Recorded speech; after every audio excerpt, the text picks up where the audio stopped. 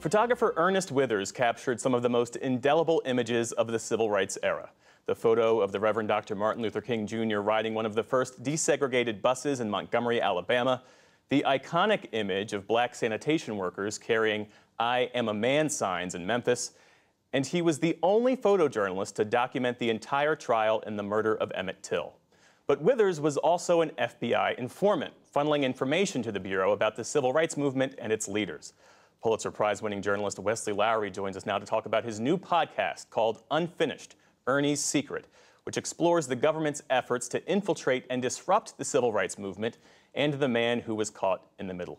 It's great to have you here. The podcast is phenomenal. Thank you so much. I'm glad you're enjoying it. So tell me more about Ernie Withers, who he was apart from his life as an FBI informant, because his biography in so many ways is a cross-section of Memphis history. It's a cross-section of American history. He's this World War II vet, one of the first black cops in Memphis, and then he becomes a freelance photographer. Yeah, Ernest Withers is fascinating, and he gets into photography in part while he's in the armed services.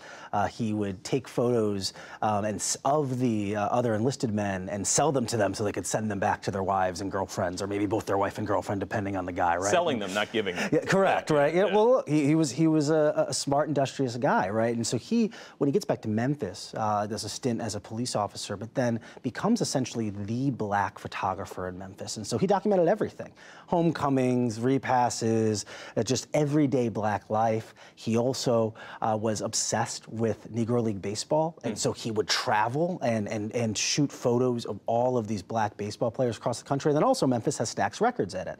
And so he photographed so many musicians, be it Elvis and Aretha Franklin and Tina and Ike and so many folks. And so in fact, when you go to Memphis, his old studio on Beale Street is now a museum where you can see this remarkable collection of photographs by Ernest. And how did he find his way into those moments where he was so close to Dr. King and so many other icons of the civil rights movement? Ernest Withers is probably best known for his civil rights work. He photographed basically every major campaign across the South. He's present when James Meredith is integrating Ole Miss. He's in the room when two men are being charged with the murder of Emmett Till. He's there when King is riding the first desegregated bus. And part of it was that he was just kind of everywhere. He was someone you trusted. He was a piece of the furniture, you know? And he was someone who, especially the civil rights leaders, knew and respected and believed would tell the story accurately, right? That would document what was happening. And so people were happy to have Ernest around. You know, Andrew Young, one of King's chief lieutenants, told us, you know, that they always answered Ernest's call. If he wanted information, they always gave it to him. And all the while, he was living this second life as an FBI informant during what is now this infamous period of American history where the FBI was involved in domestic surveillance, illegal domestic surveillance. Why would an Ernest Withers be valuable to a J. Edgar Hoover at the time? So we have to remember the FBI at the time had no black agents. Right? They couldn't just show up at a civil rights meeting. In fact, this was a time when FBI agents were particularly being recruited by Hoover to be, you know, white guy Republicans from Omaha, right? They had a specific look, and we love Omaha, right? But you know what I mean, right? They had a very specific, clean-cut look.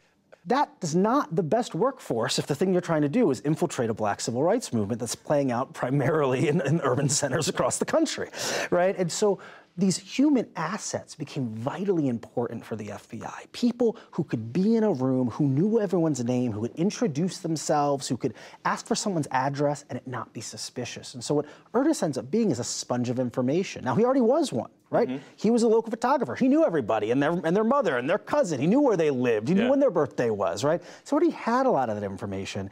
But now the FBI was able to kind of prime him for it and to ask for questions. You know, a lot of what Ernest did was he sold them photographs. Photographs he would take otherwise and that he might otherwise sell to the Associated Press or to the black paper.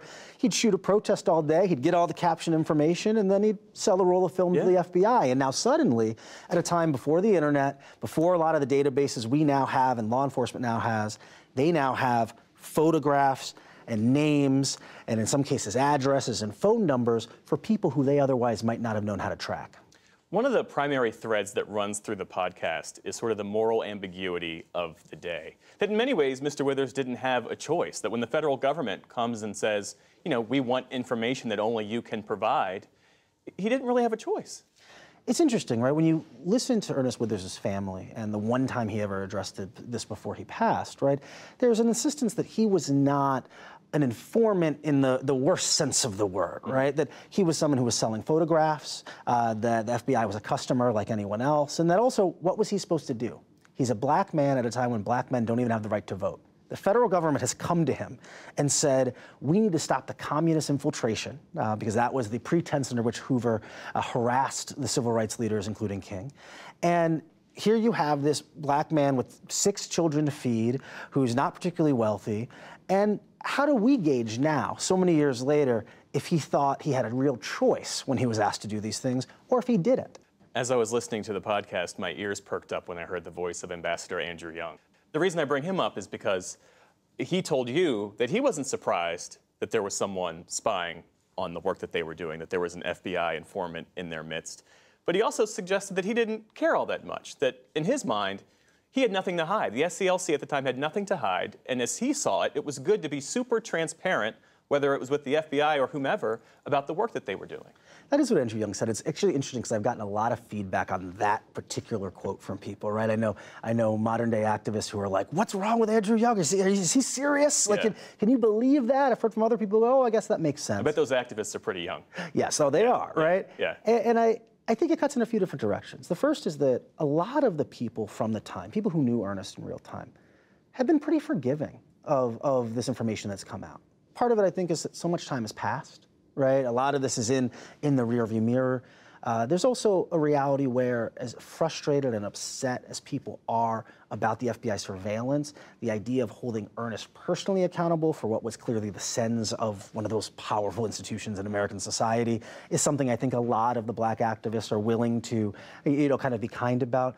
But there are other activists who are furious with him, who are really upset. Dick Gregory, when this news initially broke, called him a Judas. I do wonder if we could go back in time and interview an Andrew Young, 40 years younger, 50 years younger, if perhaps he might be less generous to Ernest Withers in real time as he is in retrospect. It's an interesting question. Wesley Lowery, the podcast is a fascinating look at a really important part of American history. Congratulations. Thanks so much for having me. It's available everywhere, wherever you listen to your podcast. Wherever you listen to your podcast. Appreciate you, man.